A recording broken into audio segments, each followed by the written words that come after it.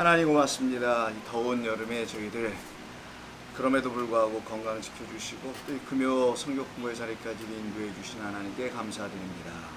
오늘도 하나님께서 저희들에게 들려주실 말씀이 있을 것으로 믿습니다.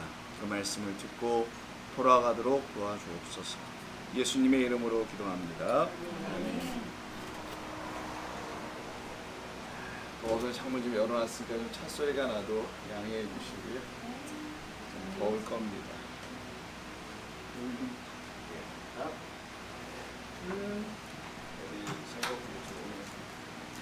자, 오늘 본문 보시면 11장 10번째 재앙입니다. 마지막 재앙에 해당되는 거고요. 마지막 재앙은 여러분 아시다시피 장자의 죽음에 대한 이야기죠. 장자의 죽음에 대한 이야기를 오늘 본문에서 다루고 있는데, 이 이야기는 11장부터 시작해서요 어딜까지 계속 이어지는 것이냐면은 13장 22절까지 사실은 16절 정도까지 13장 16절까지 계속 이어지는 거예요. 그래서 중간에 지금 무교절, 유교절 이게 좀 끼어 있습니다. 6월절과 무교절이, 죄송합니다. 6월절과 무교절이 12장 이렇게 좀 끼어 있어요. 그리고 또 계속 진행하고 있습니다. 그래서 6월절 무교절이 두 번에 반복돼서 나오거든요. 12장 13장에 그 6월절 무교절과 10번째 재앙이 이렇게 같이 붙어 있다라는 겁니다. 그래서 이렇게 구조로 이렇게 돼 있다라는 거. 예를 들어 11장 1절부터 10절까지가 재앙을 내리겠다라는 그런 말씀을 하는 거예요. 실제 재앙은 나타나지 않았습니다. 그리고는 12장 1절부터 6월절이에요. 재앙이 곧바로 나와야 되잖아요. 근데 6월절이 껴 있어요. 그리고 무교절이 15절부터 시작됩니다. 그리고는 재앙의 이야기가 어디서부터 다시 시작되냐? 진짜 10번째 재앙은 29절입니다.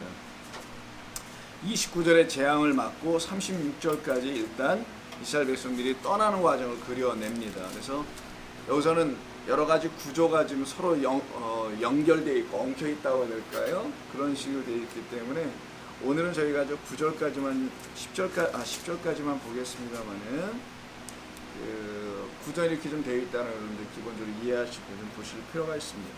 자, 10번째 재앙, 완성의 재앙이라고 합니다. 마지막 재앙이니까 완성하는 거죠, 이걸로. 그래서 장자의 죽음 그 이야기 끝에 6월절 무교절이라는 것이 들어가 있는 거예요. 그래서 완성하는 의미가 6월절과 무교절을 통해서 설명하시려고 하는 거죠. 지금까지 보여줬던 모든 기적 혹은 표적 혹은 재앙, 여러 가지 말로 다 사용됐었는데 그 모든 것을 이제 11장서부터 완전히 정리하는 이야기입니다. 그래서 이제 출애굽이 이루어지는 거죠. 자, 먼저 재앙이라는 말이 1절에 나와요.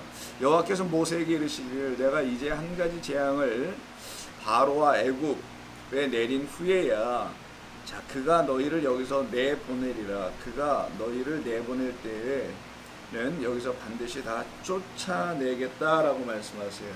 이때 재앙이라는 말이 나오거든요.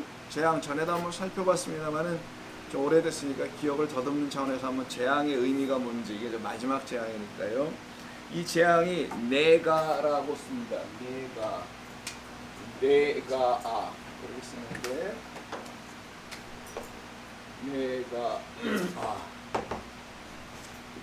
네가 이런 글자인데요. 이 재앙이 뭔지를 이 재앙의 뜻이 재앙이다라고 뜻을 갖고 있습니다만은 이게 본래는 말값, 움직시라고 하죠. 동사.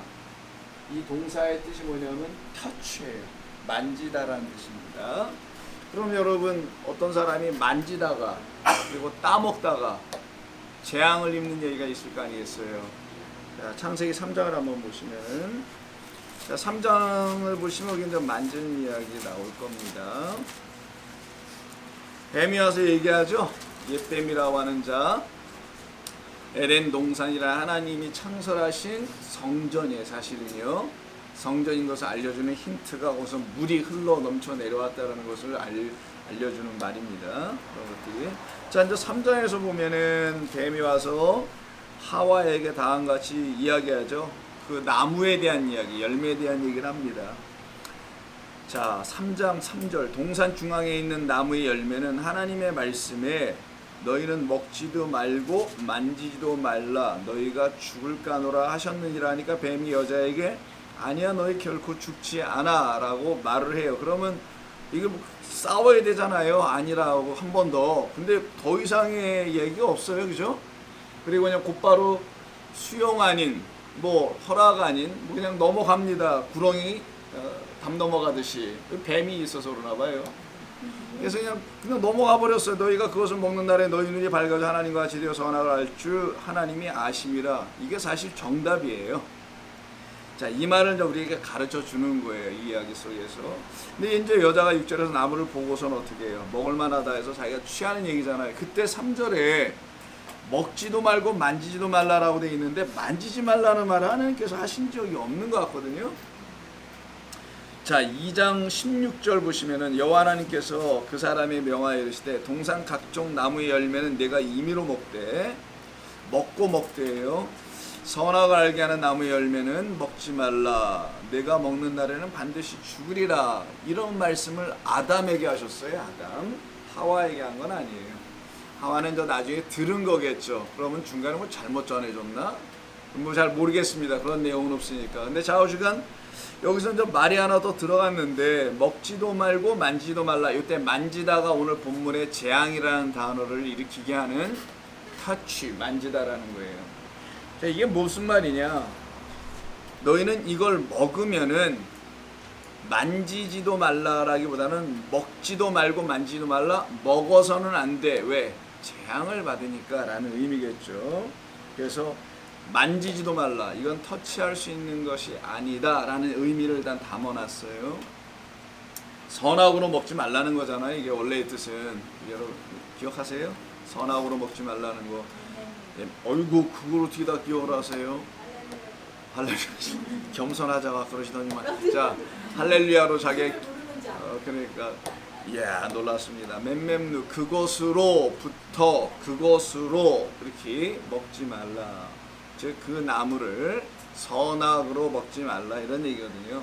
생명으로 먹으란 얘기였었죠. 근데 이들이 이제 선악으로 먹게 된 건데, 자 이때 그 먹지도 말라 만지지도 말라 할 때 만지다예요. 근데 만져 버렸네요. 먹으려면 손이 리치하고 먼저 따야 될 거 아니겠어요. 그러니까 만지게 되겠죠.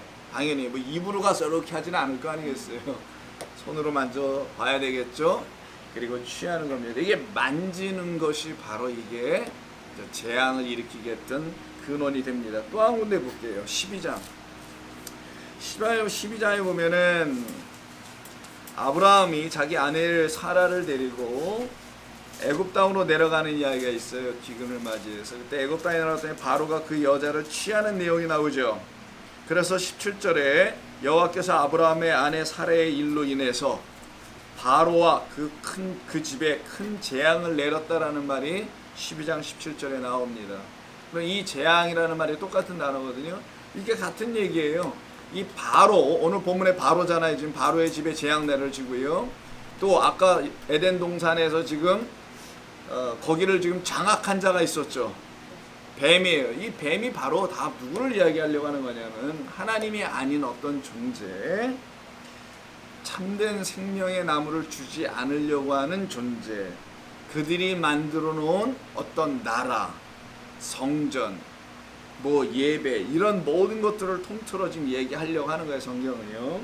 그래서 여기 오늘 본문에서도 그렇고 12장 창세기 3장 창세기 모두가 지금 함께 공히 말하려고 하는 것은 바로의 그 집은 바로 옛뱀에 의해서 지배를 당하고 있는 어떤 집을 말하는 것이고, 그 옛뱀이 또 사실 바로이기도 하고 바로가 옛뱀의 역할을 지금 하고 있는 상태이죠. 그래서 거짓된 것을 주는 자, 그것도 여자에게, 그래서 창세기 3장에도 여자 하와에게, 12장에서도 사라에게 거짓된 것을 계속 주는 거죠. 그 상태에 있는 것, 그것을 받으면은 이게 재앙이다라는 거예요. 그러니까 지금 재앙은 누가 받아야 되냐? 거짓된 것을 준 자가 1차적으로 받게 돼 있어요. 하나님의 백성이 재앙을 받는 건 사실은 아닙니다.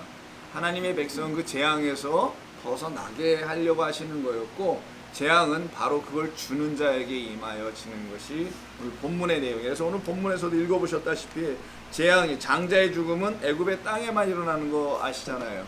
다시 본문으로 갑니다. 그래서 애굽의 땅에만 일어나게 되는 걸 보게 됩니다.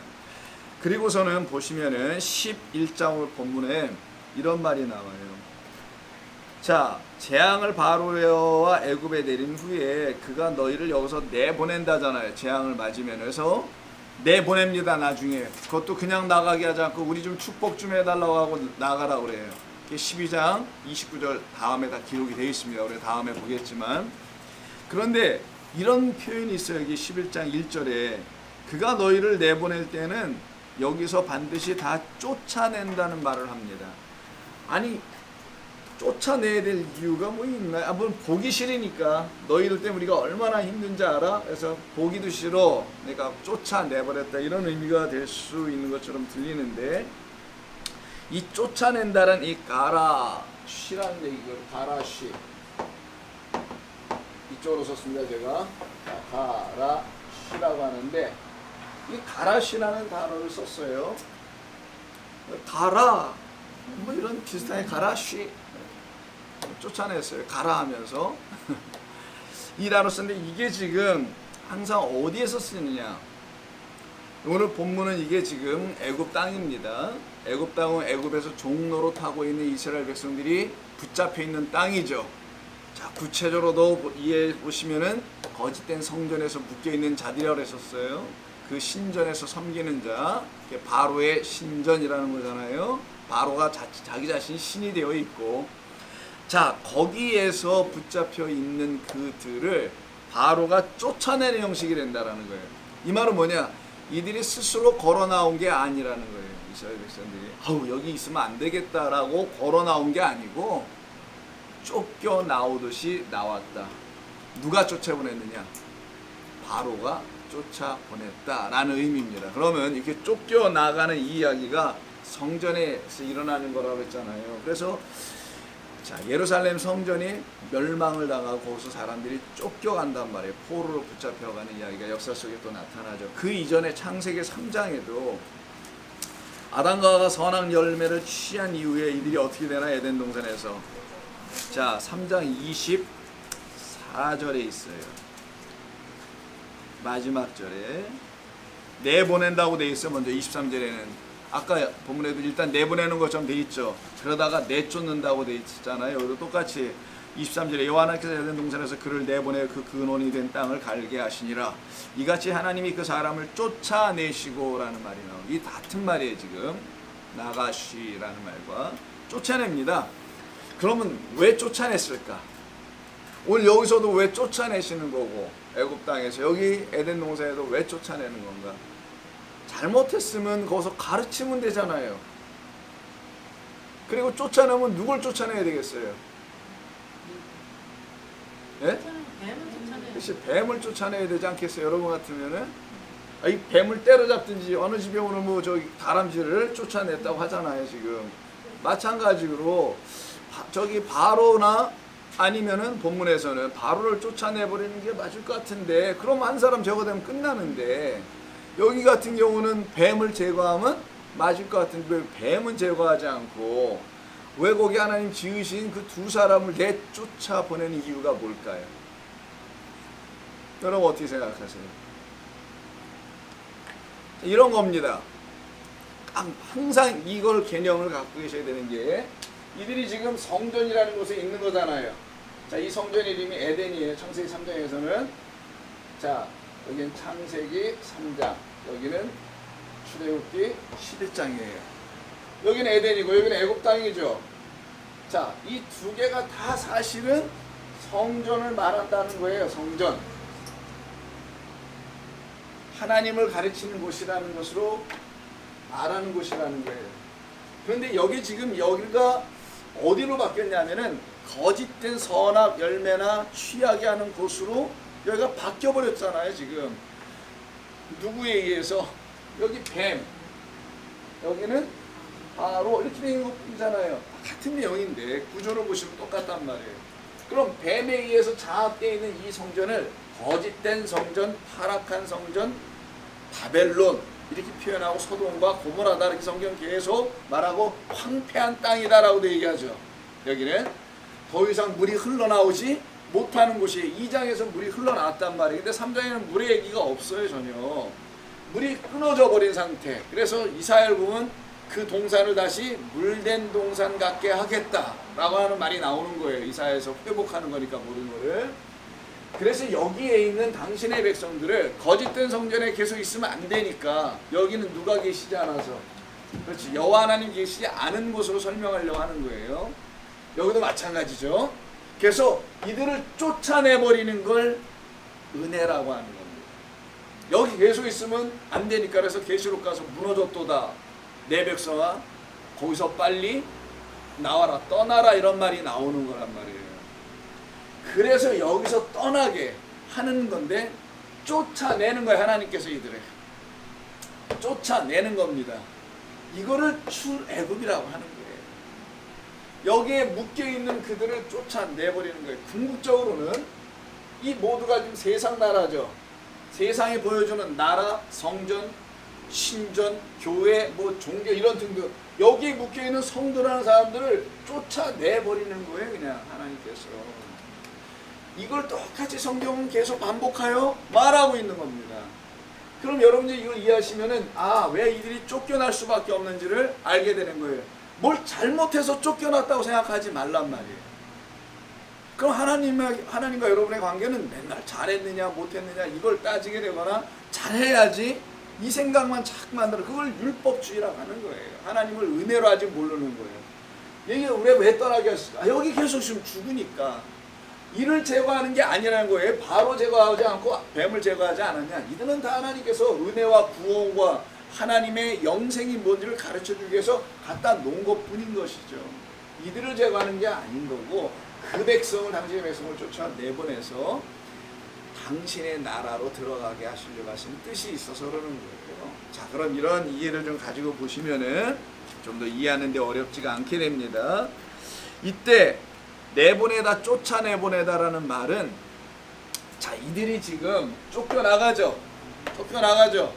이 성전에서 뭐 했기 때문에 이 여자가 선악 그렇지 그걸 간음이라고 그래요.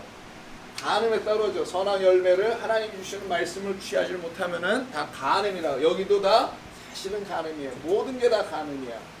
전부 다 간음이야. 간음은 뭡니까? 소방 맞을 일이죠. 그래서 쫓겨난다는 표현을 쓰는 거예요. 레위기서를 보세요. 레위기서 21장 7절 제사장들에 관한 이야기입니다는 22장에서도 계속 나오는데 7절에 그들은 부정한 창녀와 이혼당한 여인을 취하지 말지라 이런 말이 나와요. 이혼당한 여자란 말이 나와요. 레위기서 21장 7절 레위기 21장 7절 그리고 22장에서도 또 나오는데 21장 7절 있죠. 그런 말이 제사장들에 대해 중고해요. 제사장들은 이혼당한 여자와 결혼하지 말라 이런 율례가 있어요. 지금 22장 가서 보시면은 13절 22장 13절도 보세요. 뭐라고 되어 있습니까? 과부가 되든지 이혼을 당하든지 자식이 없어 그의 친정에 돌아와서 젊었을 때와 같으면 그는 아버지의 몫인 음식을 먹을 것이나 일반인은 먹지 못할 것이니라 할 때 이혼을 당하든지라는 말이 있죠. 이혼을 당하다. 자 여기 하나도 안 나오네요. 이혼 당하다. 요 단어가요. 요거예요. 가라시. 내쫓다. 이 내쫓다라는 그 말은 다른 때 어떻게 쓰이냐? 이혼당할 때 쓴다는데 이 무슨 말이냐? 간음한 상태에 있는 그들은 쫓아내보낸다 이런 의미가 있어요. 그럼 뭐와 간음했느냐? 요 타락한 성전과 요 애굽의 성전 세상과 짝하여 하나님과 짝한 것이 아니라 세상과 짝한 것을 간음이라라고 디도서에서 말합니다. 그렇게 짝하여져 있는 상태에서 이 눈에 보이는 성전이 하나님의 백성들을 간음케 한단 말이에요. 계속 뭘로 간음합니까? 이게 무슨 여기 성적 간음이 있어요? 하나님의 말씀을 하나님으로부터 취하지 못하게 하는 성전이라는 거예요. 하나님이 진짜 남편인데 그 남편은 취하지 못하고 바로 그래서 아까 바로가 취하는 거예요. 사라를 그걸 간음이라고 하는 거란 말이에요. 성경은 그렇게 취하고 있는 그 성전에서 쫓겨날 자들이라는 거예요. 사실은 또 그걸 그려내기 위해서 이혼하다, 쫓겨나다 같은 말로 성경을 쓰고 있습니다. 그래 일관된 진리가 설명될 거 아니겠어요. 성전에서 쫓겨난 이유는 뭐 잘못하고 제대로 못 믿어서가 아니었고요. 이들이 무슨 선악과 따먹어서 그런 게 아니란 말이 단순히 그 의미가 뭔지 이해하게 되시면 여러분들께서 아 이걸 간음이라는 거구나. 이게 쫓겨나다라는 말, 쫓아낸다는 말이 이게 이혼하는 거구나라는 것 때문에 그렇다는 거죠. 그래서 이스라엘 백성들이 타락한 바로의 성전에서 더 이상 머물지 못하도록 하나님께서 그들을 쫓아낸 거죠. 다시 설명드리면 하나님께서는 그들을 쫓아내셔서 새로운 성전을 주시려고 하시는 거예요. 쫓아내면은 이 성전에 더 이상 들어오지 말라는 거잖아요. 그래서 예수 그리스도는 몸으로 오신 성전을 우리에게 주시려고 하는 거예요. 이걸 말씀 성전, 보이지 않는 성전이라고 하는 겁니다. 그래서 그 동산은 황폐하게 만들어진다고 하는 거예요. 그러니까 황폐한 그곳에 있지 말라라는 거예요. 자, 이사야 51장 3절을 보세요. 그래서 이제 여러분들 이런 말씀을 이렇게 들으시면서 이사야 같은 본문에 이런 이야기를 읽으실 때 그걸 이해할 수 있게 됩니다. 이런 단어들을 51장 3절 1031면 나 여호와가 시온의 모든 황폐한 곳들을 위로하여라는 말이 나와요. 시온은 성전이 있는 곳을 항상 쓸 때나 하는 말이에요. 시온의 딸들아 성전에 거하는 내 백성들이란 뜻이고요. 자 51장 3절 보시죠. 황폐한 곳들 이게 바로 타락한 성전이에요. 아무것도 소출을 내지 못하는 땅, 비가 내리지 않는 땅, 물이 흐르지 않는 땅이라는 거죠. 그 사막을 에덴과 같게 하겠다. 왜 갑자기 에덴이 나오냐고요. 왜 이사야는 왜 에덴이란 말을 여기서 이사야서는 얘기할까요? 그 에덴 여기 때문에 그러는 거야 이거. 이 에덴이 타락해 있기 때문에 타락한 성전이 되어버렸기 때문에 그 이후로 다 타락하니까 계속. 그래서 그 아브라함도 그 본토 친척 집을 떠나게 해버렸던 거란 말이에요. 거기는 우상을 섬기는 성전이었기 때문이죠. 그리고 그 광야를 여호와의 뭐 같게 한대 이제는 동산 같게 하겠다라고 하시지 않습니까? 그 가운데에서 기뻐함과 즐거움과 감사함과 창화하는 소리가 있게 하게 하시겠다라고 말씀을 하시네요. 자, 이 정도만 보셔도 여러분들께서 아 이건 지금 황폐한 성전을 말하는 거구나 라는 것을 알 수가 있어요. 그래서 출애굽을 시키는 거예요. 하나님이 이스라엘 백성들을 거기를 데려갔다가 하나님 기적을 일으켜서 데리고 나오시는 그런 단순한 이야기가 아닌 것입니다. 그래서 쫓아내는 거예요. 이걸 출애굽이라고 합니다. 또한 그들을 바로라는 또 거짓된 아비라고 합니다. 이를 사탄, 옅뱀, 마귀라고 하는 그 율법의 누구냐면 율법 겉의 모양으로 보여지는 하나님을 말하는 거예요.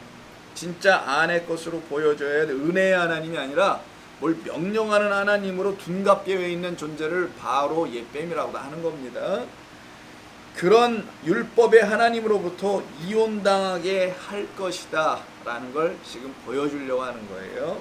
자 2절로 갑니다. 이 정도로만 이해하시면 될 것 같고요. 그러면 저 내보내고 쫓아내는 의미가 왜 그런지를 알게 됩니다. 이들이 지금 간음한 상태에 있는 거고요. 하나님을 남편으로 아직 만나지 못하고 있는 것이어서 쫓아내서는 나그네, 과부, 고아로 만들어 놓는 거예요. 그리고는 당신이 찾아가시는 겁니다. 그들에게. 외딴 곳에 데려다 놓고는 그걸 광야라고 그러죠. 그리고 찾아오시는 거예요. 그리고 만나야 되는 거예요. 우리 한 사람 한 사람 모두가 그 하나님을. 자 2절을 보면 2절에 우리말 성경에서는 백성에게 말하여 이르되 말하여 사람들에게 각기 이웃들에게 은금 패물을 구하게 하라. 지금 이건 하나님께서 모세에게 먼저 말씀하는 겁니다. 모세 가서 너희 백성들에게 이렇게 말해줘라. 사람들에게 각기 이웃들에게 개개가 계속 나오니까 지금 헷갈리죠. 이거 누가 보냐 이 초등학생들도 이렇게 하지 않을 것 같은데 보세요. 백성에게 말하여 사람에게 각기 이웃들에게 은금 패물을 구하게 하라. 무슨 말인지 물론 몇 번 읽으면 이해는 합니다. 그러나 좀 그래 보이긴 해요. 그래서 직역을 해보면 이런 말입니다. 너는 백성들의 귀에 이제 말하라. 이제 백성들의 귀에 가서 말하라. 이런 말로 돼 있어요. 원래는요. 귀에다가 얘기해줘라. 잘 듣게 하라는 얘기죠. 남자는 이런 말이 나옵니다. 먼저. 그런 말이 전혀 없죠. 여기는.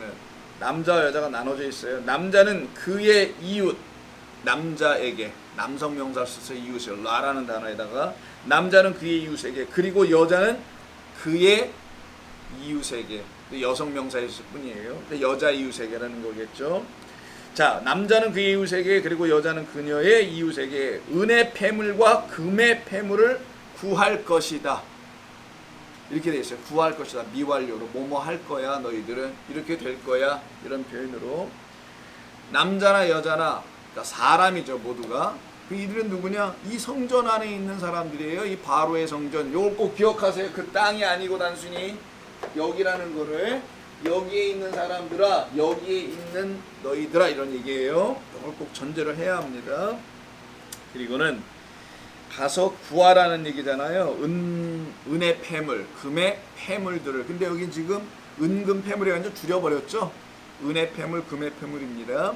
구하게 하라. 명령이라기보다는 명령은 맨 앞에 있어요. 말하라라는 명령밖에 없고, 뭘 하라고 말하라, 이렇게 될 거라고 말하라, 이런 얘기예요. 말하라라는 것만 명령이지 구하라가 명령이 아니에요. 근데 여기 구하라가 명령으로 돼 있잖아요. 지금 구하라는 구할 것이다 라고 돼 있어요. 너희들이 이렇게 될 거야. 내 뜻대로, 내가 하라는 내 계획대로 이렇게 될 거야 라는 것뿐이고, 모세야 너는 이런 내 뜻이 있음을 그들에게 가서 말해 줘라, 이 명령을 모세에게 한 것뿐입니다. 자, 그러면은 여기서 구하라는 말이 나오죠. 그럼 뭘 구하라는 걸까? 보니까 내용은 은과 금을 구하는 것이죠. 뭘 구하는 거. 자, 은과 금을 구해. 왜 은과 금을 구하라고 할까? 지금 나가는 판에, 쫓아나가는 판에, 쫓겨나가는 판에 지금 은과 금을 왜 구해요? 아니, 지금 같으면 은과 금이 좀 필요했을지 모르는데 이들이 갈 장소가 어딥니까? 광야에, 광야 와서 은과 금이 뭐가 필요하겠어. 사실은 먹고 살아가는 거에는 필요한 건 아닌 것 같아 보이는데, 근데 은과 금을 가지고 나가게 해요. 데려가시다시피 그 은과 금 갖고 뭐합니까? 자, 뭐 성소 짓고 성막 짓는데 사용된다는 거 여러분 아실 거예요. 그 정도까지는. 그걸 위해서 쓰시려고 이제 은 패물과 금 패물을 가져가라. 그래서 자기들의 것을 가지고 이제 바꿔서 나중에 가지고 나가는데, 왜, 질문을 해봐야 돼요. 왜 은과 금의 그 패물들을 하나님은 가지고 가라고 요구를 하시는 건가? 왜 그렇게 하신 건가? 그리고 이게 지금 다른 재앙에는 한 번도 안 나오고 마지막 10번째 재앙에 나와 있죠. 10번째 재앙은 무슨 재앙? 자, 장자의 죽음이에요. 그러면 이 은금 패물과 장자의 죽음과 무슨 관계가 있는 건가? 이렇게 한번 좀 생각을 해보자고요. 다른 데는 없었으니까. 장자의 죽음과 은금 패물과 무슨 관계가 있나? 자, 먼저 그럼 패물. 패물이 여러분들 아시죠? 결혼할 때 이렇게 뭐 패물 서로 뭐 주고받는다고 하고 하는 거. 물론 대부분은 그냥 가신 것 같은데, 그런 것도 못 받고 막 가셨죠? 네, 그랬을 거예요. 반지 하나 이렇게 의도 끼고, 뭐, 다였었어요. 자, 그런 걸 패물이라고 합니다. 귀한 보석들이죠, 뭐. 근데 금으로 만들어졌고, 반드시 은이나 뭐, 돌, 귀한 돌 있잖아요. 그런 걸로 돼 있었겠죠. 자, 이 패물이라는 말이 켈이라고 해요, 켈이. 켈이라고 하는데, 켈이라고 하는 단어인데요. 이 말이 어디서 쓰냐? 아까 여러분들 아시다시피 성전을 짓는데, 성막을 짓는데 쓴다 그랬죠. 그럼 성막 짓는 25장을 가보세요. 25장에 하나님께서 모세에게 율법을 주신 다음에 성막을 어떻게 지어야 되는지를 쫙 알려주십니다. 그때 성막 중에서도 성소 안에 들어가는 예물들이 있죠. 기구들이 7개 기명들이 쫙 있는데, 그 중에 25장 9절, 무릇 내가 내게 보이는 모양대로 장막을 짓고 기구들도 그 모양을 따라 지으라고 돼 있어요. 또 한 군데 볼게요. 39절. 자, 이거는 등잔대, 7등잔대입니다. 25장 39절이에요. 예? 못 찾으시면 안 되고. 25장 39절. 찾으셨어요? 자, 등잔대가 나와요. 등잔대와 이 모든 기구를 순금 한 달란트로 만들다. 이렇게 돼 있죠. 이때 기구란 말이 반복됩니다. 두 군데 다 읽어봤을 때. 요 성막 안에, 성소 안에 들어가는 기구들이 있어요. 금, 향로 뭐 이런 전부 다. 이게 다 기구라는 말이 요 켈이에요. 이게 성막의 기구들. 자, 이게 바로 폐물이란 단어예요 지금. 그럼 폐물과 기구는 같은 단어를 썼다는 거잖아요. 그러면은 이 금과 은은 자 성막과 즉 성소 안에 있는 것과 관계가 있는 걸 알려주는 거죠. 넓게는 성전입니다. 작게는 뭐 성막 성소고요. 자 우리 이해를 편하게 해서 성전이라고 할게요. 성전은 금과 은으로 만들어진 겁니다. 실제로 솔로몬 성전은 금과 은으로 입히기까지 했어요. 겉에를 금으로다가. 자 그런데 시내산에서 모세는 출애굽기 25장서부터 31장까지요.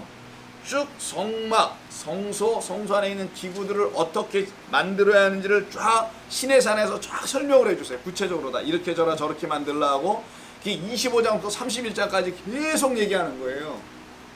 그 얘기를 다 마치고 이제 돌판 2개 들고 내려오죠. 내려왔는데 밑에서 뭐합니까? 이 백성들이 산 아래에서 무엇을 하고 있는지 아시죠 여러분? 금송아지 만드는 이야기가 나와요. 근데 이들이 지금 금송아지는 뭘로 만들었겠어요 그럼요? 바로 그때 11장 오늘 본문의 2절에서 들고 나온 그 금폐물 가지고 만들었던 것이 분명히 맞을 겁니다. 아니 지금 생각을 해보자고요. 시내산 위에 올라가서 모세는 이 금들 가지고 은들 가지고 이렇게 만들어 라고 말씀하고서 들고 내려왔더니만 아니 밑에서는 뭘 어떻게 만들지도 모르는 사람들이 그 금과 은으로다가 그 보고 내려온 사람은 한 사람 모세밖에 없잖아요. 성전은 어떻게 져야 하는지, 성전은 하나님이 거하신 처소예요. 그걸 어떻게 져야 되는지를 알고 있는 사람은 모세밖에 없는데 이들이 지금 뭘 밑에서 뭐 하고 있어요? 아니 성전은 고사고 아예 하나님을 지어버렸네. 그게 바로 금으로 만든 소잖아요. 소. 이게 우리를 이스라엘 백성들을 출애굽한 우리의 하나님이다 라고 이름을 줘버렸어요. 그 소 이름이 아피스인데 자 그래서 그 소를 갖다가 금으로 입혀놨단 말이에요. 이렇게 소 한 마리에다가 금으로 장치를 해놓은 거란 말이에요. 이거 성전은 고사하고 아예 그냥 하나님까지 만들어 갖고 있는 상황이에요. 아니 그럼 내려와서 지금 성전을 지어야 될 판인데 자 금과 은으로 성전을 지어야 한다는 그 말의 의미가 뭔지 한번 생각을 해봐야 된다는 거예요. 오늘 이 본문에서는. 왜냐하면 이들이 여기서 지금 나오는 거잖아요. 성전에서 나올 때 앞에는 금과 은을 갖고 나와요. 금과 은이 이 성전을 지은 내용물이에요. 근데 그걸 지금 들고 나오게 한단 말이에요. 나와서 보니까 그걸 가지고 모세에게 하나님께서 말씀을 이거 갖고 잘 져야 한다 이렇게.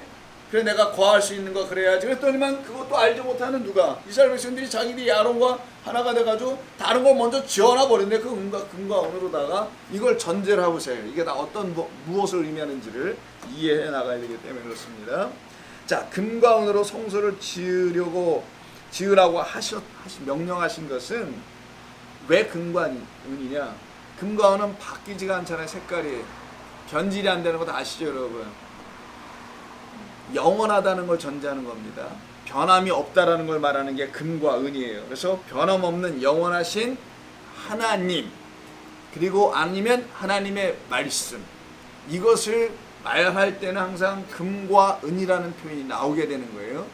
그래서 금과 은으로 성전을 짓게 하신 것은 영원한 것 영원토록 변할 수 없는 하나님의 언약의 말씀 이것을 항상 표현할 때는 금과 은으로 그리고 언약의 말씀은 또 하나님이시고요. 또 언약의 말씀으로 지어질 자는 또 우리들입니다. 그래서 우리 모두도 금과 은이라고 하는 거고 그래서 금주오겹 같다라는 말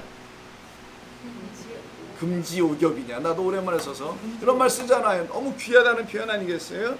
자 하나님께서 거하실 처소가 되는 것이 무엇인지를 가르치시기 위해서 금과 은을 지금 사용하고 있는 거예요. 그런데 아까 말씀드린 대로 이것을 그렇게 써야 되는 게 맞잖아요. 근데 이렇게 해서 성소를 짓고 하나님의 백성들이 그 안에서 하나님을 영원토록 만나도록 하려고 했던 것인데 불사 이들이 먼저 지워버리고 말았어요. 그 금으로다가. 그게 우상 금송아지를 만드는 사건이에요. 그래서 하나님께서 어떻게 하십니까? 모세가 돌판을 던져서 깨버리고 그 금 우상을 소를 만들었던 사람들을 죽이죠. 근데 죽일 때 어떻게 죽이냐면은 그 금을 다 녹여서 빻아가지고 가루로 해서 사람들이 마시게 합니다. 그리고 죽여요. 심판하시는 것이죠. 그리고는 모세를 다시 산으로 올라오라고 그래요. 그리고는 새롭게 말씀을 다시 주시죠. 그리고는 돌판을 다시 써주십니다. 그리고 모세를 내려가게 하죠. 그게 35장 20절에 있어요. 한번 가보겠습니다. 출애굽기 35장. 그 중간에 제 설명으로 대체하기로 하고 35장 20절로 한번 넘어가 보세요. 자, 35장 20절에 보시면은요,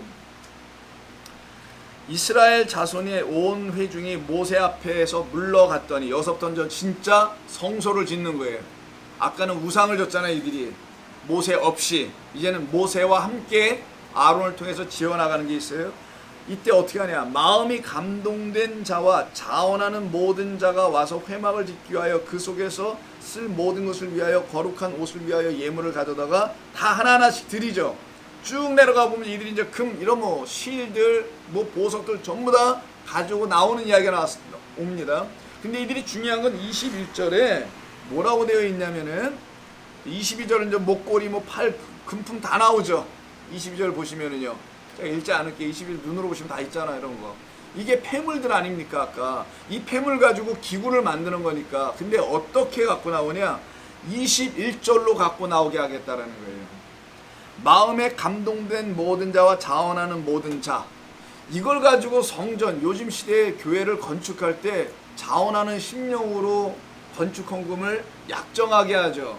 그래서 하나님이 기도하시고 하나님이 감동 주시는 대로 그 건축 헌금을 약속해서, 약정해서, 그리고 건축을 저 교회들이 하지 않습니까? 그 본문을 다 여기서 따옵니다. 자원하는 마음으로 이제 드린다, 이런 거, 뭐 감동된 마음으로 드린다고 하잖아요. 좋습니다. 뭐 그렇게 뭐 성경적으로 뭐 성전을 졌다 치자고요, 요즘 건물들을.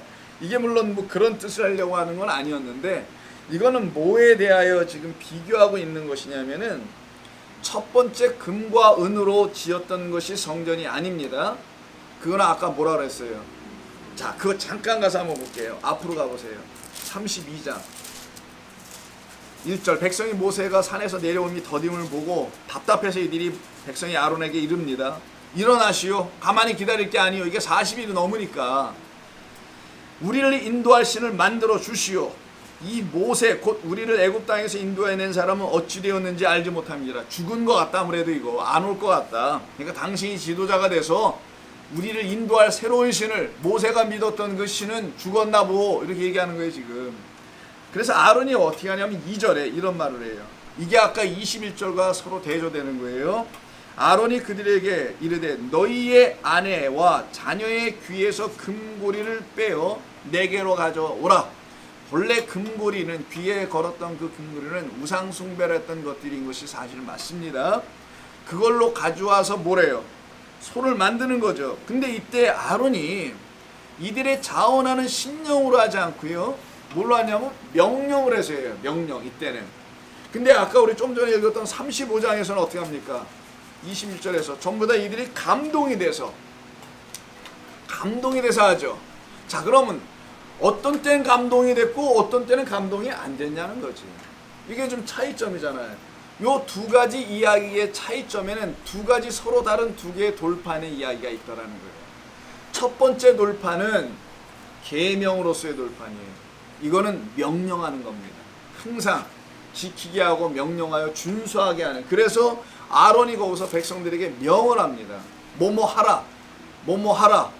이게 뭡니까? 뭐뭐 하라. 이게 다 이 율법 성전이라는 거예요. 율법 성전에서 지을 수 있는 것은 전부 다 뭐밖에 없다? 우상이라는 하나님이다. 그 우상의 하나님을 서로다가 표현해 놓은 거예요. 이 율법 성전은 명령하는 성전이야. 첫 번째 돌파는 명령하는 계명만으로 주신 거잖아요, 일단은. 근데 이걸 깨버리죠. 아니다라고 깨어서 주고 다시 새롭게 두 번째 돌파를 줄 때 어떻게 합니까? 이게 34장이에요. 받고 내려와서 이스라엘 백성들이 그 받고 내려온 모세 앞에서는 어떻게 해요? 우상도 만들지도 않았지만 감동이 됐다고 돼 있잖아요. 그럼 성경이 말하려는 메시지가 있다라는 거예요. 첫 번째 돌판으로는 감동되지 않는다는 거예요, 우리가. 자원도 안 된다라는 거예요. 자원이 뭡니까? 그 성소를 지으라는 뜻은 내 안에 하나님이 거하실 처소를 지으라는 하나님의 본래의 뜻이 있는 도구냐라고 이 감동이 되게 하는 하나님의 언약의 열 말씀으로 새롭게 써주신 두 번째 돌판이 그들에게 생명이 되어 들어올 거라는 걸 그려주고 있는 거예요. 여기서 지금 미리 이해하셨어요? 그건 나중에 그리스도로 말미암아 다 완성된 걸 뒤에 가서 보면 다 알겠지만 대략 여러분 다 아시니까 그 정도는. 그렇다면 두 번째 돌판이 들어왔기 때문에 35장 21절에서 이들이 마음이 감동이 되는 거예요. 무슨 감동을 일으키는 집회를 한 적이 있어요? 요즘 말로 뭐 특세를 했습니까? 뭘 했습니까? 그런 거 아닌데 이들이 됐다는 게 뭐 때문에 그런 거냐? 두 번째 돌판 때문에 그러는 거예요. 새로 주신 거, 새로 써주신 것은 마음에 써주는 말씀이거든요. 그래서 감동이 되는 거예요. 다른 데 써지 않고 마음을 새롭게 하여 주시는 거기 때문에 그렇죠. 그래서 첫 번째 금과 은으로는 우상을 만드는 이 성전의 금과 은이에요. 그 금과 은을 가지고 나게 하신 하나님의 뜻이 이제 보이십니까? 그거 갖고 나오면 너희들이 할 수 있는 게 뭐밖에 없는지 아니야? 1차적으로는 겉에 보이는 것밖에 못 만들어낸다는 거예요. 그게 바로 이스라엘 백성들이 32장에서 우상의 소를 만들어낸 거예요. 너희들이 금과 은을 가지고는 아무리 해봤자 겉에 거밖에 못해. 보이는 하나님, 보이는 성전, 보이는 말씀 가지고는 해놓을 수 있는 건 이거밖에 못해. 이게 우상이야. 그러나 이게 다 빠져서 가루가 돼서 너희들이 그 사망을, 뭐의 사망이? 소의 죽음 아닙니까? 소를 빻아서 먹은 거니까 금가루로 대신 먹었다는 게. 소의 사망을 먹는 자. 소는 하나님을 뜻합니다. 항상 소는 그냥 송아지가 아니에요. 신입니다. 그래서 알레프라는 뜻이 첫 번째 자음 히브리어의 알레프가 하나님, 황소, 일, 천 이런 뜻을 갖고 있다 그랬잖아요. 그걸 빻아서 먹었다는 건 그 소의 죽음이에요. 그래서 베세메스라는 소의 죽음이 나오는 거예요. 사무엘서에 보면 그 소의 죽음, 소로 이 땅에 오신, 바깔로 오신 그리스도 예수의 그 하나님의 죽음, 이 사망을 먹은 자가 죽고 3,000명 죽었다고 하죠. 그래서 그리고 나중에 3,000명이 다시 성령으로 말미암아 다시 태어나는 얘기를 하는 건데, 이 이야기가 여기 지금 기록이 되어 있는 거고. 그러니까 여러분들이 성경 읽으실 때는, 성경의 말씀 이해할 때는 넓게 큰 그림으로 전체를 이해할 수 있는 마음이 있어야 돼요.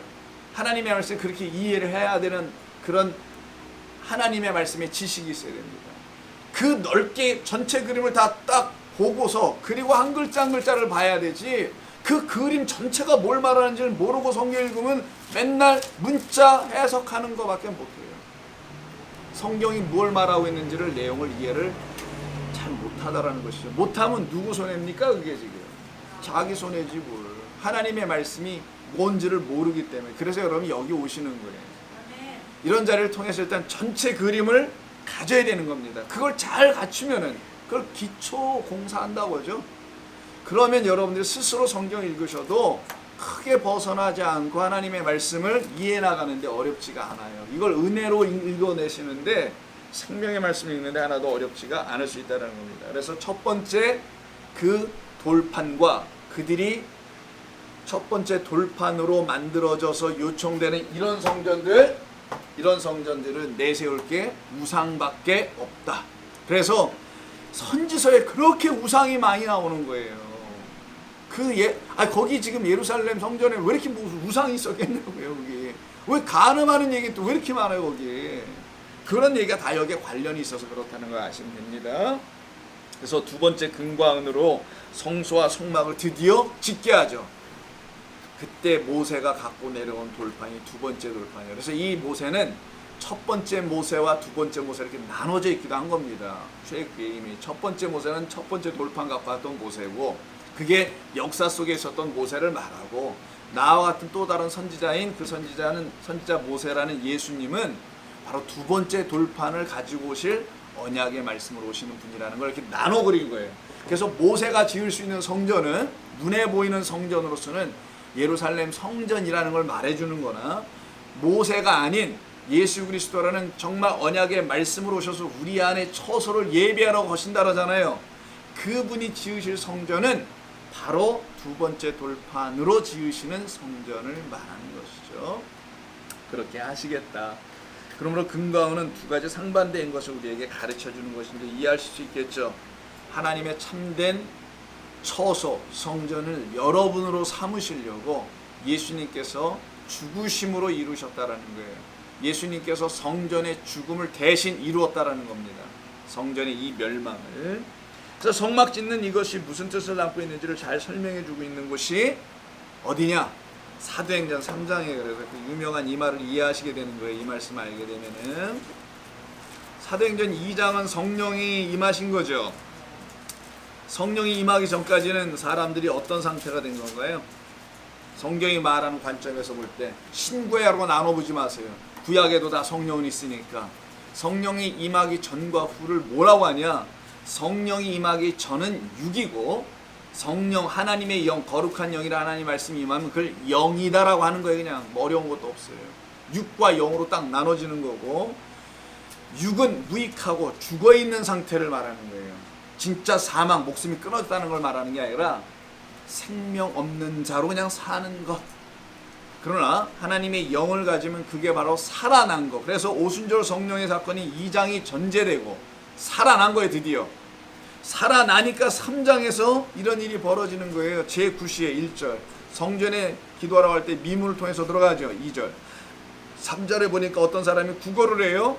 가난한 자입니다. 베드로와 요한을 더불어 주목하여 이르되 우리를 보라. 베드로 요한이 얘기하죠. 그가 무엇을 좀 얻을까? 뭘 줄래나? 그렇게 그 구걸한 사람이 베드로와 요한을 본데 이때 6절에서 베드로가 이르되 은과 금이 여기서 나와요. 순서도 안 바뀌어.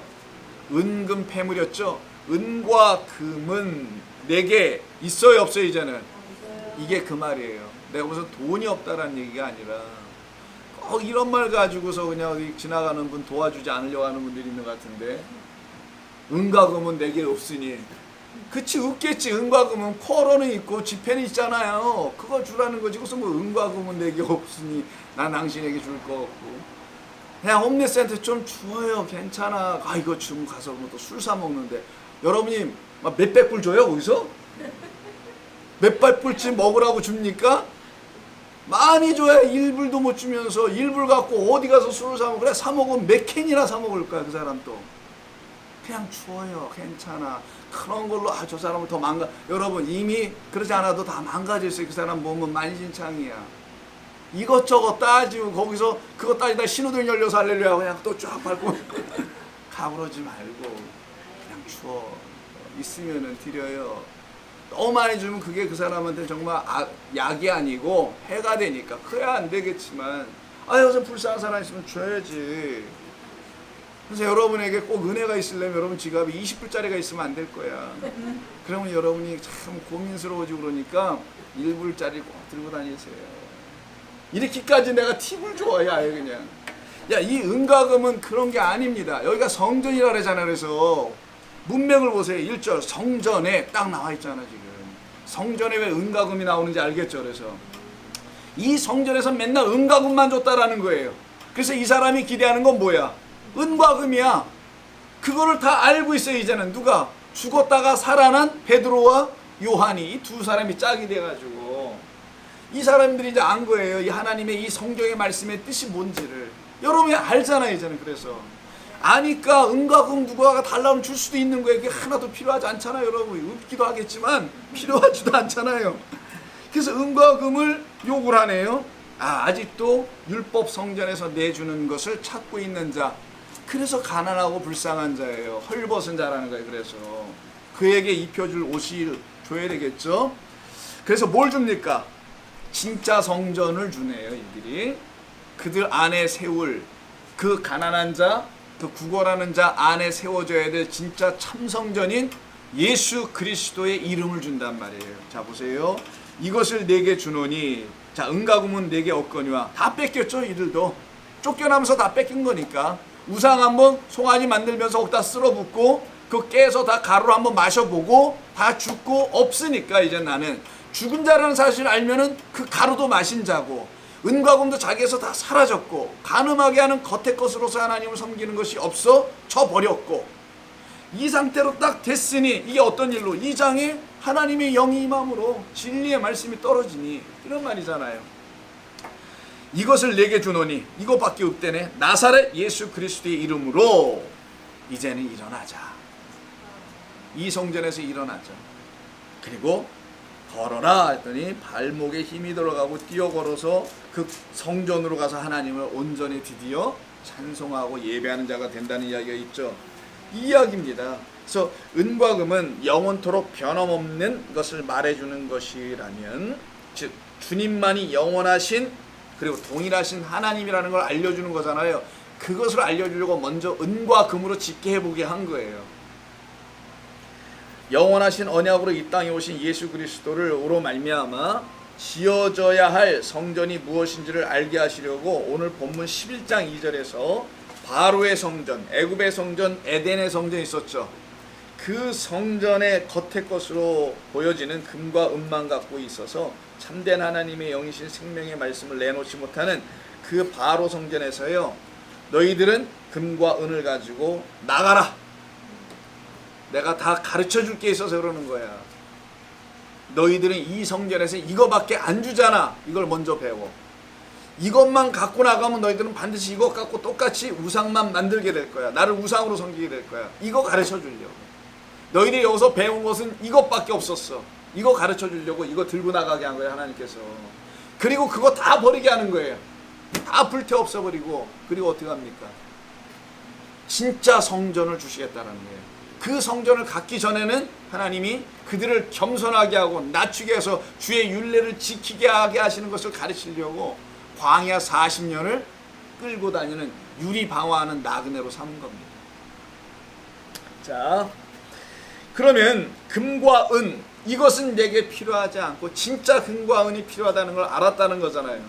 그걸 안 이야기가 마태복음 13장에 나와요.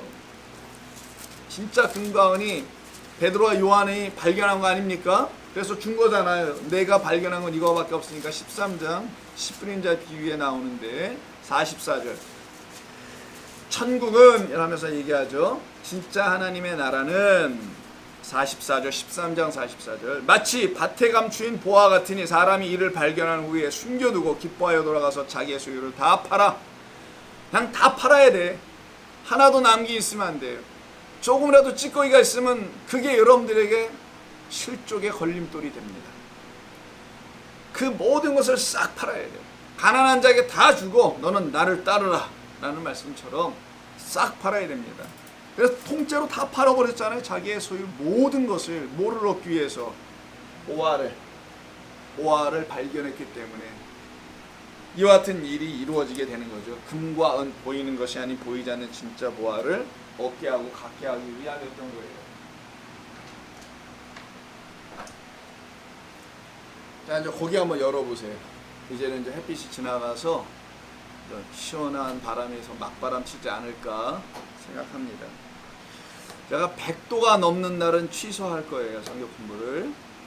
98, 9도 막 이렇게 넘어갈 때는 여기 더워서 힘들 겁니다, 사실은. 그런데 오늘 보니까 그 정도까지는 아니었어요, 기온이. 그래서 취소할까 말까 하다가 고민하다가 시간이 다 됐더라고요. 고민하다가. 그래서 너무 늦었어요. 그래서 보니까 7시 10분이야 생각하다가. 그래서 그냥 넘어갔는데 이 정도는 뭐 괜찮죠. 근데 저기 너무 더운 날은 제가 여러분들 취소하겠습니다. 기온 보고. 그렇게 하시고 여름에는 좀 우리가 좀 융통성 있게 하도록 할게요. 여러분을 위해서가 아니라 제가 쉬려고 그러는 거니까 오해하지 마시기 바랍니다. 자, 3절 가겠습니다. 3절. 오늘은 뭐 이렇게 천천히 가겠습니다. 날씨도 더우니까. 3절 보시면 여호와께서 그 백성으로 애굽 사람의 은혜를 받게 하셨고 또 그 사람 모세는 애굽 땅에 있는 바로의 신하와 백성의 눈에 아주 위대하게 보였더라. 라고 되어 있죠. 자, 이게 이제 무슨 말이냐면 기억하면 더 쉬워요. 여호와 하나님은 당신의 백성들에게 애굽은 미츠라임이에요. 압제하는 자들의 눈 안에서 은혜를 주실 것이다. 그러면 은혜는 누가 발견한다는 거예요? 애굽의 백성들이 발견한다는 거예요. 애굽의 백성 누구를 통하여? 이스라엘 백성들을 통하여. 이렇게 돼 있어요. 진리가 되고 은혜의 백성들을 통하여 율법으로 여전히 남아있는 자들이 그들을 보고 저게 진짜 은혜구나 라고 알게 해 주실 것이다. 이 말씀하는 거예요. 그럼 이해가 쉬워지죠. 우리말 성경은 좀 어려워요. 그냥 번역 자체로 보면 이게 애굽의 은혜가 뭐야? 애굽의 은혜가 애굽이 우리에게 무슨 은혜를 줄 수 있나? 이렇게 생각이 들잖아요. 그런 건 아니고 그들의 눈 안에서 너희들로 인하여 눈 안에서 은혜가 발견되도록 그들이 그 은혜를 보도록 하겠다. 그러니까 율법의 하나님을 보게 하는 게 아니라 은혜의 하나님을 보게 하겠다라는 것을 가르쳐주는, 훨씬 시원하네요. 보게 하겠다라는 그런 말씀입니다. 그리고 그 사람 이씨, 계속되는 말인데, 그 사람 이씨 모세는, 그 사람 모세는 바로의 신하들의 눈에서와 백성들의 눈 안에서 위대하게 보여지게 될 것이다. 이게 모세는 누구겠어요? 결국 예수 그리스도를 말하려고 하는 거예요. 그걸 인도해 나가는 그 백성들을, 인도해 나가는 그 예수 그리스도라는 그 참 모세는, 이런 얘기죠. 이 세상에 바로의 신하들의 눈 안에서, 그 섬기는 자들이잖아요. 그 성전에서 섬기는 자를 신하라고 하는데, 이게 에베드예요. 섬기는 자들 눈 안에서도 다 발견되게 내가 할 거야. 결국은 어떻게 하겠다는 거예요? 이 성전을 당신의 것으로 다 만들어 가시겠다는 거잖아요. 그런 뜻을 담고 있어요. 이런 의미가 이제 3절입니다. 자, 그러면 2절과 3절을 연속해서 한번 보시면은요, 2절과 3절은 마치 원인과 결과처럼 하나로 묶여 있습니다. 2절이 원인이면 3절은 결과로 되어 있다는 거예요. 즉 금과 은으로, 즉 하나님의 은혜가 무엇인지 땅의 성전에 거한 하나님의 백성들이 다 보고 그 뜻을 깨달아 알게 하신 후에 은혜를 발견하게 될 거 아니겠어요, 그들이. 그래서 이렇게 순서대로 지금 써져 있는 것 뿐이에요. 여기는 어려울 것이 없는 것 같고, 4절부터 6절 드디어 이제 장자의 죽음에 대한 이야기가 나옵니다. 모세가 바로에게 이르되 여호와께서 이와 같이 말씀하시기를 밤중에 내가 애굽 가운데로 들어가리니, 밤에 들어갑니다. 키워드가 중요해요. 밤에요. 애굽 땅에 있는 모든 처음 난 것은 애굽 왕 위에 앉아있는 바로의 장자로부터 맷돌 위에 있는 몸종의 장자와 모든 가축의 처음 난 것까지 다 죽으리라. 애굽 온 땅에 전무후무한 큰 부르짖음이 있을 것이다. 그러나 7절 이스라엘에는 이런 일이 없다, 이런 말로 돼 있죠. 정리하면은, 자, 구별한다는 거잖아요. 그래서 그들만은 내가 따로 구별해 놓겠다, 이런 말씀이 있어요. 자, 그러면은 이게 소위 이제 장자의 죽음에 대해서 하나님께서 모세에게 처음으로 언급하신 겁니다. 이것 때문에 아까 1절에서 재앙이라는 말을 쓴 거잖아요. 자, 그런데 이 일이 밤에 이루어졌다라는 거예요. 빛이 없는 흑암에 앉아있는 자들에게 이 일을 하시겠다. 그럼 이 일을 하시는 분은 빛이고, 이 일을 받아야 될 자들은 이제 밤인 흑암으로 있는 자들이겠죠. 그래서 밤에서 이제 아침으로 넘어가게 하려고 하시는 하나님의 뜻이 있는 건데, 이때 이제 장자란 말이 처음 나옵니다. 베코르라는 단어를 쓰는데, 뭐 이거 중요하잖아요. 장자는 좌우지간 첫 번째로 태어난 거죠. 그래서 이 장자란 말은 사람에게는 첫 번째 아들이니까 장자가 되고, 짐승에게는 첫 번째 난 새끼가 될 거고, 열매론 첫 열매가 되는 거예요. 각각 이렇게 사용이 됩니다. 누구에게 쓰이냐에 따라서 다 좌우지간 첫 번째 것, 이렇게 이해하시면 됩니다. 근데 거기 보니까 6절에 5절에 장자를 셋으로 나눠서 설명을 해요. 첫 번째는 누굽니까? 바로야, 바로. 애굽의 왕 위에 앉아있는 바로의 장자, 바로의 아들이에요. 그러니까 그 바로의 장자. 두 번째는 맷돌 위에 있는 몸종의 장자. 세 번째는 모든 가축, 짐승의 장자예요. 이 셋은 사실 1, 2, 3예요. 이게 3종 세트를 말합니다. 같은 거예요. 바로는 보이는 우상으로서의 하나님을 말하는 거고, 그 맷돌 위에는 몸종이니까 수고하고 무거운 짐을 지고 있는 그 안에 있는 제사장들을 말하는 거고, 거짓 선지자들이에요. 그리고 짐승도 나오네요. 이 항상 요한계시록에서도 언급되고 있는 이 셋의 무리가 나옵니다. 자, 이걸 그럼 하나로 통합해서 이해하면 뭐냐? 바로 곧 애굽의 성전이죠. 그들이 낳은 거예요. 그들이 먼저 생산해 낸 겁니다. 바로라는 이 율법 성전이 맨날 내놓는 건 금과 은밖에 없는데, 그래서 그거 갖고 나온 거잖아요. 자, 이들이 낳는 첫 번째 것, 이게 장자라고 되어 있는 거지 않습니까? 이 모든 것들, 즉 이 성전이 생산해 놓는 첫 번째 것, 바로 장자라고 하는 그 것, 첫 열매라고 하는 그것, 그것은 다름이 아닌 율법입니다. 이거를 내놓는 거예요, 이들이 자꾸만. 이걸 첫 번째 것이라고 해요. 왜 그러냐? 하나님이 이 땅에 첫 번째로 준 게 율법이기 때문이에요. 첫 번째 것, 이건 율법을 항상 상징하는 거고, 그걸 아들로 말하면 첫 번째 아들. 그러나 율법만 주시지 않는단 말이에요. 하나님께서는 다른 걸 주죠. 장자 말고 두 번째 아들, 차자를 또 주신단 말이에요. 그거를 전제하고 그래서 장자가 나오는 거예요. 이 세 장자는 모두가 함께 공이 내놓는 그 장자들은 율법이라는 겉의 것을 생산해 내놓는 자들, 이것을 열매라고 내놓는 자들, 이런 걸 말하는 겁니다. 자, 바로 이 바로 왕, 바로 이 하나님의 재앙의 칼끝이 겨냥한 것이 어디냐? 장자였다라는 거예요. 하나님의 재앙이 지금 위험한데 누가 이게 있느냐? 바로가 아니에요. 바로가 내놓은 것, 바로가 낳은 것, 그것도 첫 번째로 낸 것, 보이는 것이 율법입니다. 여기가 하나님의 재앙을 받을 칼끝이 거기를 겨냥하고 있어요. 즉 율법이라는 첫 번째 것이고요.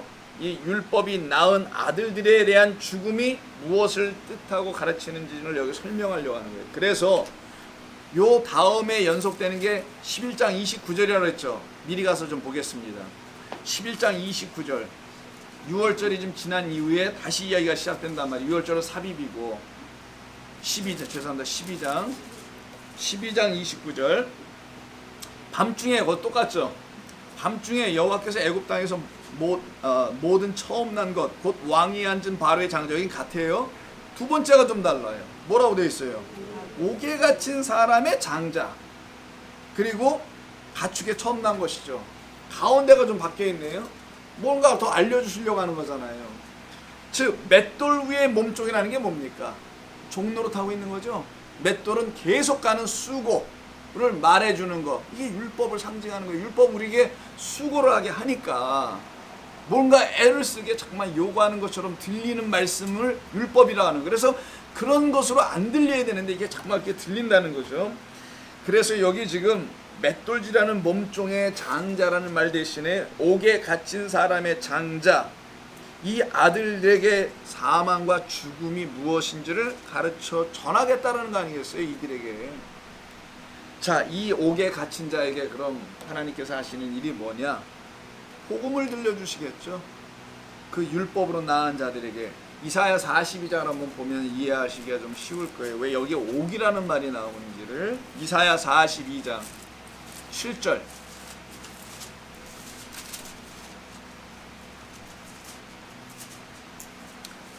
자, 42장 1절엔 내가 붙드는 나의 종 내 마음에 기뻐하는 자, 내가 택한 사람으로라 내가 나의 영을 그에게 주었은즉, 이런 말 나오죠. 예수 그리스도를 말하려고 하는 겁니다. 메시아를. 예수님 세례받을 때 이런 모습이 나타나잖아요. 그때 7절에 그 그리스도가 이 땅에 오시면 네가 눈먼 자들의 눈을 밝히며 갇힌 자를 감옥에서 이끌어낸다고 되어 있어요. 그리고 밤중이니까 흑암에 앉은 자를 감방에서, 그것도 감옥이에요. 지하 감옥입니다. 그래서 수월의 땅에 갇힌 자들이에요. 여전히 흙으로 존재하는 자들, 육으로만 존재하고 있는 상태, 그걸 땅에 갇힌 지옥의 백성이라고 하는 거예요. 영이 되지 못해서 땅에서 일어나지 못하고 있어 땅하고 붙어있는 상태, 이걸 지옥의 백성이라고 합니다. 그 상태, 여전히 흙으로만 사는 상태, 요 상태에 있는 그들을 향해서 하시는 말씀이에요, 이게 지금. 그래서 내가 그들을 나오게 할 것이다.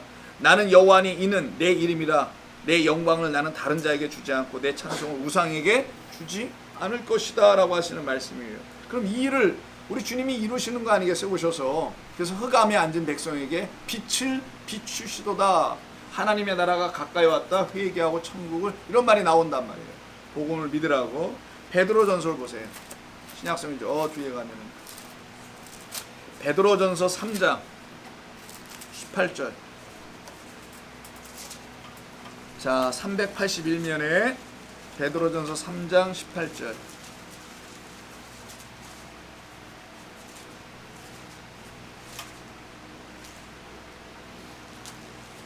자, 장자들의 죽음을 얘기하죠. 그래서 18절에 누구의 죽음을 얘기해요? 그리스도라는 그 장자의, 예수의 죽음을 얘기하는 겁니다. 3장 18절. 그리스도께서도 단번에 죄를 위하여 죽으사 의인으로 부활한 의인으로서 불의한 자를 대신하셨으니, 이 죽음은 불의한 자를 대신하여 죽은 죽음이라는 걸 갖췄잖아요. 그의 죽음을 장자의 죽음이라고 말하는 거고, 장자는 반드시 뭐를 설명하는 것이다? 율법. 그가 죽으심은 율법에 대하여 죽으신 것이다. 보이는 하나님을 믿지 못하도록 거기에 대한 맹인되게 하도록 그가 오셔서 죽어주심으로, 왜? 그렇게 죽고 그가 육이 끝나고 육으로 사는 것이 아니라 살리는 영으로 우리에게 다시 들어오셔서 우리를 살려내려고 죽으신 거란 말이에요. 그는 육으로 존재할 때 우리 가운데 들어올 수가 없어요. 하나님은 영이시니 우리가 받아야 될 하나님은 영밖에 없단 말이에요. 그 영으로 존재한 하나님을 받아야 되니까. 그래서 그가 죽으시는 거예요. 우리 불의한 자들을 살려내려고. 그래서 우리 안에 들어오십니다. 아까 어떻게 한다 하세요?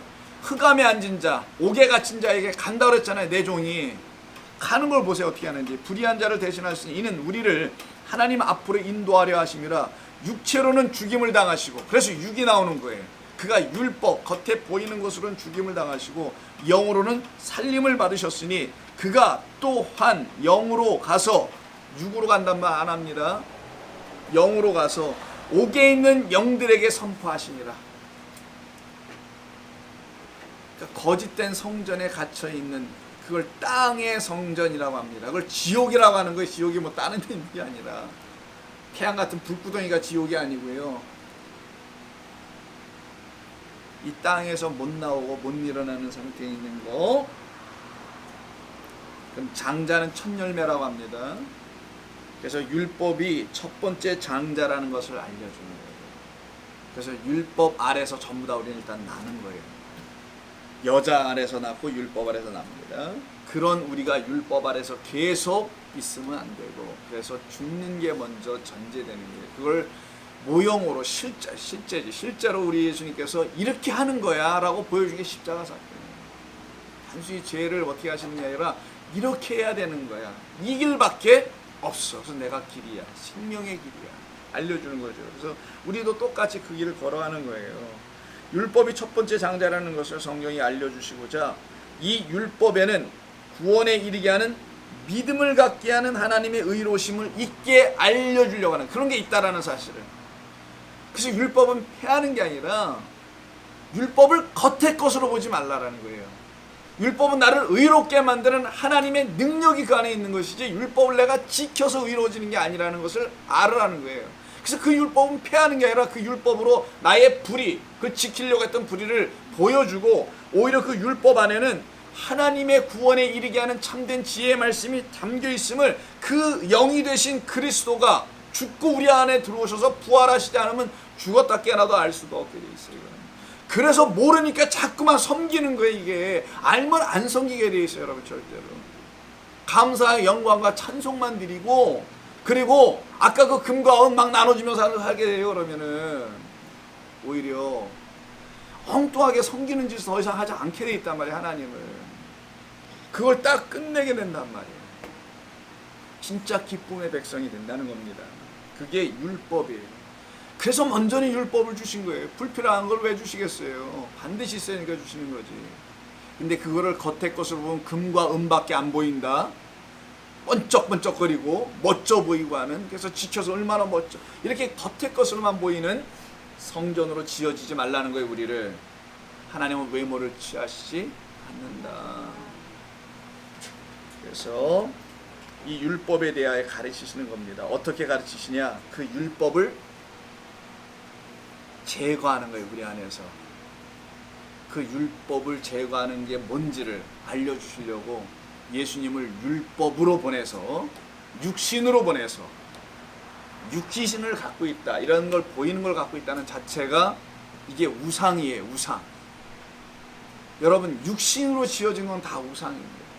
그래서 여러분이 우상이잖아. 여러분에게는 다른 사람을, 여러분을 절대로 우상으로 안 보잖아요. 누가 우상으로 봐요?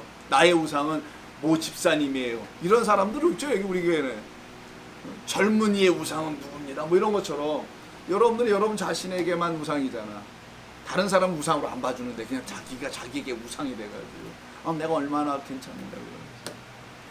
그런 겉에 보이는 그런 우상인 율법을 우리에게 먼저 가르쳐 주시고는 그걸 죽이시는 겁니다. 제거하시는 거예요. 없애버리는 거예요.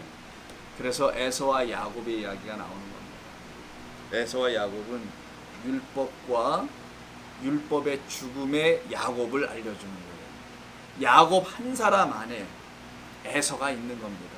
또 에서 한 사람 안에는 야곱이 있을 거라는 걸 말하는 거예요. 자, 다시 야곱이 뭘 갖고 싶었어요? 그래, 그 장자, 권 빼고 장자가 되고 싶었어요. 장자. 그래, 한번 퇴봐. 그래서 되게 해줬어요. 하나님께서 아버지 엄마하고 작전 다 짜가지고 뭐 염소 털까지 입고 들어가고 냄새까지 다 하다가 성공했어. 율법이 딱 됐더니만 다 된 줄 알았더니만 이건 웬걸 그 날짜로 뭐합니까? 쫓겨나요. 똑같이 거기서 그 20년 동안 유리방황하다가 아주 부담스럽게 마누라 4씩이나 데리고 와가지고는 자식은 12 갖고 있다가 결국은 어떻게 해요? 그 율법의 그가 장자 된다는 건 율법 되는 걸 말하는 거예요. 전부 다. 죽는 겁니다. 그래서 약복강 사건이 있는 거예요. 죽음의 사건이. 그리고 진짜 야곱, 아니 이스라엘이 되지. 예수가 아니고 그리스도가 되듯이 야곱이 이스라엘로 바뀌는 거예요. 이게 누구에게 이루어져야 된다는 거냐? 그 머저리처럼 보이는 팥죽한글에서 팔았던 누구? 에서라는 존재에게도 다 이루어질 거라는 거예요. 에서 안에 야곱이 있을 것이고 야곱 안에는 이미 에서가 존재하는 거예요. 그래서 하나님이 이런 말씀을 하시는 거예요. 로마서 9장에. 여기 읽고 오늘 말씀 좀 정리할게요. 이거는 여러분 다 이해하실 수 있습니다. 본문이. 로마서 우리가 하고 있으니까 로마서 9장을 한번 좀 보겠습니다. 9장 13절이에요.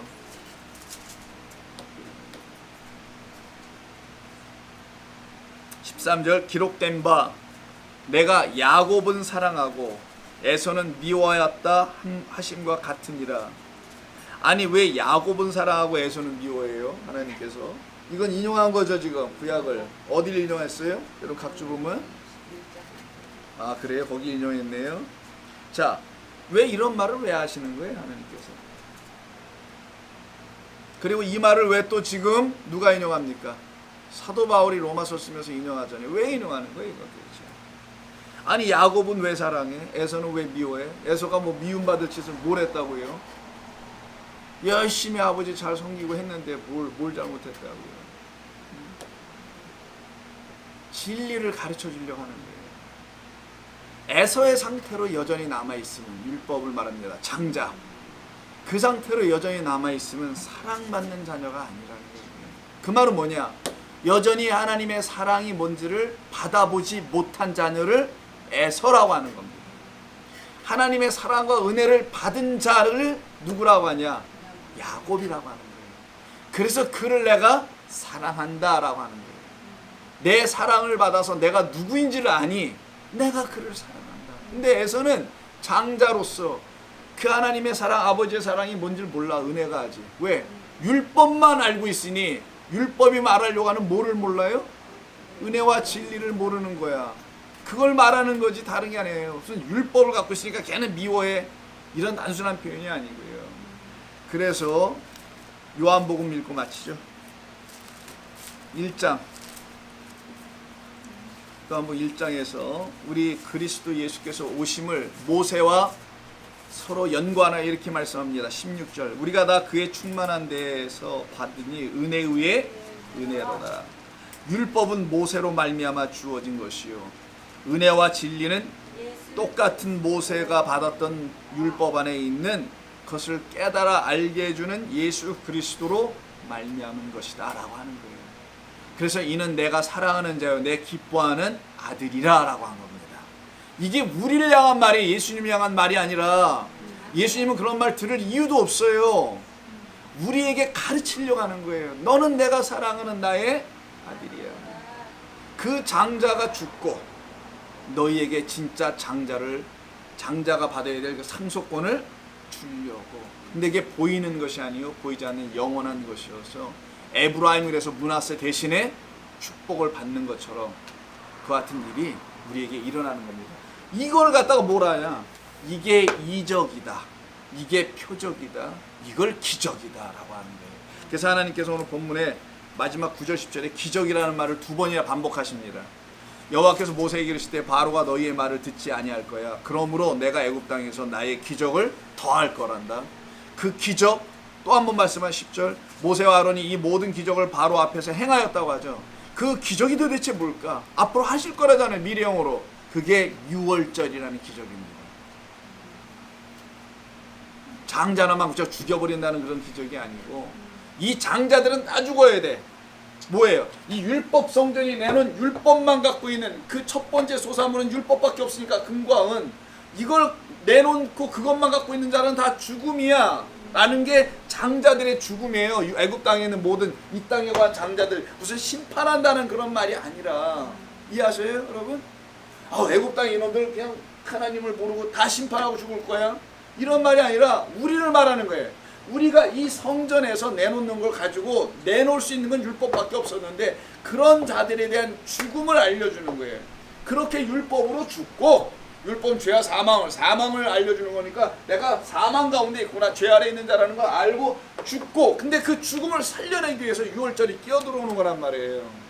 만약에 이게 정말 심판할 거라면 유월절 뭐 해뤘어요 그래서? 근데 유월절을 사람들은 어떻게 하냐면 이스라엘 백성만 구원해내는 것으로 유월절을 이해한단 말이에요. 그건 설명입니다. 이렇게 두 개로 양분해서 이분법적으로 이해하라는 게 아니라 한 존재를 가리키는, 우리 인간은 한 종류밖에 없어요. 인간이란 한 종류.